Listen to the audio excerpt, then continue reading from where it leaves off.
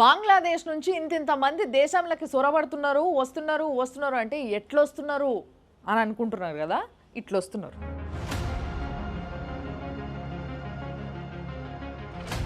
Central government ఏమో ఆ border పొంటి మొత్తం వేల కిలోమీటర్లు ఫెన్సింగ్ వేసుకుంటూ వస్తూనే ఉంది.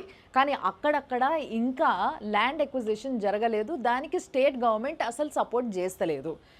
ఎందుకంటే అక్కడి నుంచి దేశంలోకి సొరవడేటోళ్ళు మనకి బానిస ఓటర్లు అవుతుండ్రు అనేసి అనుకుంటున్నారే తప్పితే వాళ్ళు అక్రమంగా చొరబడుతున్నారు దేశంలో అని మాత్రం చూస్తలేరు.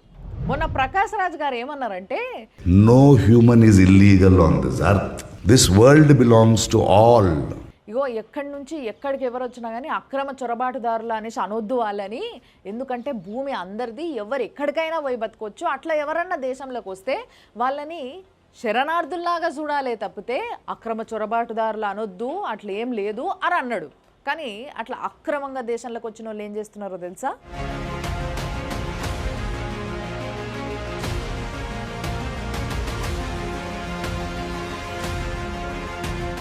మీరు చూస్తున్న విజువల్ ఉన్నది జనశతాబ్ది ఎక్స్ప్రెస్.